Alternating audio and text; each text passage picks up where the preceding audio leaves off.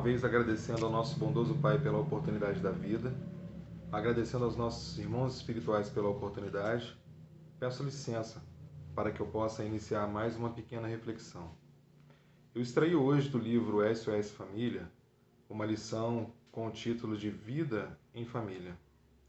É uma lição que vai nos direcionar a pensar um pouquinho sobre por que estamos reencarnados com as pessoas do nosso núcleo familiar.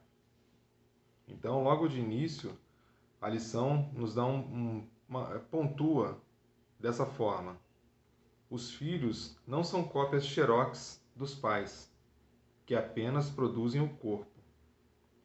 As heranças físicas são decorrências dos gametas. O caráter, a inteligência e o sentimento procedem do espírito, que se corporifica pela reencarnação sem maior dependência dos vínculos genéticos com os pais. Então, o que eles estão explicando para nós? Que as heranças físicas dos nossos filhos, vamos pensar dessa forma, que aqui somos pais. Então, vamos pensar nos nossos filhos. A semelhança física, a cor da pele, a cor do cabelo, a altura, isso é a nossa participação genética, é a nossa transferência genética para os nossos filhos. Agora, o caráter, a inteligência e os sentimentos, isso são do espírito. Então, nós estamos falando da parte fisiológica, que é o corpo, e estamos falando da parte espiritual. Nossos filhos vieram para um processo reencarnatório. E nós aqui, devido a toda uma configuração, uma programação na espiritualidade, viemos antes para que pudéssemos gerar para eles um corpo, e esse corpo será por eles habitados nesse processo de reencarnação. Aí a pergunta que fica para a gente: mas por que os nossos filhos vieram na nossa casa? Por que esses espíritos escolheram vir sob a nossa tutela? Na própria lição, fala da seguinte forma: atados por compromissos anteriores, retornam ao lar aqueles a quem se ama e também aqueles outros a quem se deve ou que estão com dívida conosco.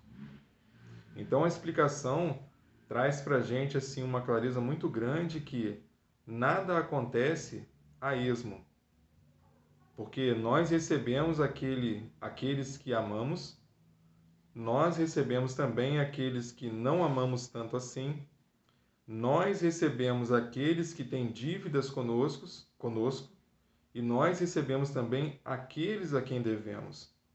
Então, a espiritualidade, ela faz essa programação, ela faz esse reencontro para que possamos ali sanar as nossas dívidas, né? Aprender a perdoar, aprender a amar, aprender a entender, aprender a ceder, aprender a ter misericórdia, aprender a ter solidariedade. Então, o leque de possibilidades de evolução para nós, espíritos, é muito grande. Então, por isso nós temos essa necessidade e essa grande bênção de, em uma reencarnação, recebermos essa possibilidade de outros espíritos se achegarem até nós para que possamos sanar as nossas pendências e adquirir também outras possibilidades que vão nos fazer evoluir de forma assertiva, sempre direcionados pelos exemplos do nosso querido irmão Jesus. E a pergunta: com quem convivemos em família? Quando nós não tínhamos conhecimento de doutrina, nós achávamos que os nossos filhos eram totalmente parecidos conosco na parte física e também na parte espiritual, que nós desconhecíamos, mas a gente achava assim: ah, não, o meu filho, ele puxou o jeito da mãe, ele puxou a personalidade da mãe. E o que nós estamos estudando aqui hoje é que o caráter, a inteligência e os sentimentos O espírito traz com ele. Então, o pai e a mãe não têm contribuição com relação a esse tipo de comportamento, né? De caráter, de inteligência e de sentimento. E com quem convivemos em família? Aqui eles colocam logo as nossas maiores possibilidades de atuação, que sempre quando acontece, quando a gente consegue identificar, nós falamos assim: nossa, mas é muito difícil educar o meu filho A ou a minha filha B. E para responder essa pergunta, o espírito Joana de Ângeles fala da seguinte maneira: com quem convivemos em família? Cobradores, sob a forma fisiológica, buscando o reajuste de contas, no qual não poucas vezes se complicam as situações por desconhecimento da lei da reencarnação. Outra possibilidade: com quem convivemos em família? Adversários, que inconscientemente perseguimos e por eles somos perseguidos, experimentando o pesado ônus da antipatia e da animosidade. Novamente, com quem convivemos? Irmãos que se amam ou se detestam, pais que se digladiam, genitores que destacam uns filhos em detrimento dos outros, filhos que agridem ou amparam os pais. A família é um grupo de espíritos em processo de evolução. Então, nós estamos falando que um grupo de imperfeitos que estão aqui reencarnados recebem 5 espíritos num processo também de reencarnação, para que possam ter a mesma possibilidade de evolução e de resgate de seus débitos que nós também recebemos quando aqui chegamos. Então, se nós colocamos aqui, né, que o Espírito Joana de Ângeles nos deu essa posição, é lógico que ela não colocou todas as possibilidades, são apenas algumas e ela destacou logo as mais difíceis, né, que são, nós recebemos cobradores e também adversários. Ela logo a seguir, ela nos orienta sobre o que nós devemos fazer. Nós que estamos aqui, somos estudantes da doutrina espírita, que nos abre essa janela sobre o nosso passado que nós não conhecíamos e fala que nós retornamos com um propósito. Nós não estamos no mundo a passeio, como diz até uma canção que fala dessa forma. Nós estamos aqui com um dever a cumprir, com uma possibilidade de evolução enorme e nós devemos aproveitá-la da melhor maneira possível.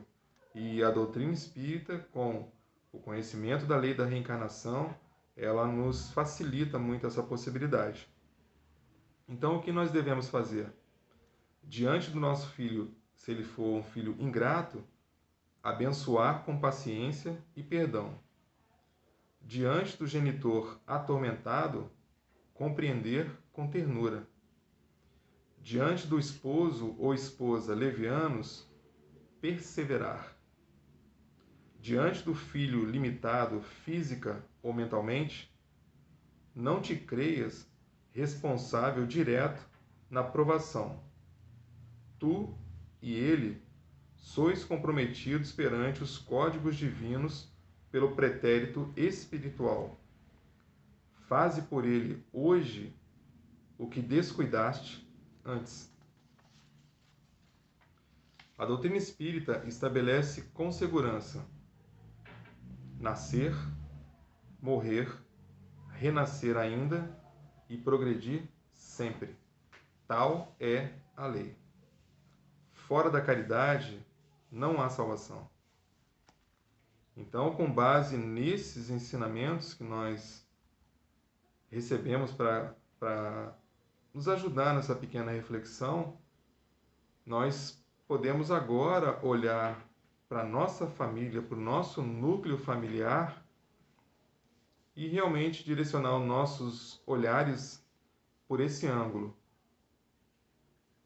Quem são as pessoas ou os espíritos que fazem parte do meu núcleo familiar? Então, diante de qualquer dificuldade que nós tenhamos com qualquer um deles, que nós consigamos ter esse olhar da doutrina, que toda uma configuração foi feita no plano espiritual para que nós pudéssemos aqui atuar da melhor maneira possível. As dificuldades, nós devemos encará-las como oportunidades, porque se eu conseguir aprender a perdoar, a aceitar, a ceder a vez, a corrigir, a ajudar esses espíritos, né, os nossos filhos, no caminho que eles têm a percorrer, estaremos ajudando em muito o nosso mundo, o mundo espiritual, porque nós estaremos evoluindo como espíritos e estaremos ajudando outros espíritos a também fazerem da melhor maneira possível esse processo de evolução tão necessário a todos nós. E o processo de evolução é o propósito principal, primordial da nossa reencarnação. Então eu peço ao nosso bondoso Pai, ao nosso caridoso Jesus, que possa nos abençoar, possa nos fortalecer e que nós possamos seguir esses ensinamentos do nosso querido Mestre Jesus e com essa amorosidade, com essa paz no coração e com esses preciosos conhecimentos codificados pelo nosso querido irmão Kardec, nós possamos utilizar essas ferramentas, né, desse conhecimento do nosso pretérito, desses propósitos que existem para que nós tenhamos retornado aqui como reencarnados, tenhamos recebido aqui outros espíritos como nossos filhos e que nós possamos ajudá-los na perfeita condução também das suas reencarnações. Então, peço licença para que eu possa finalizar aqui mais essa pequena reflexão. Muito obrigado pela oportunidade. Que assim seja, graças a Deus.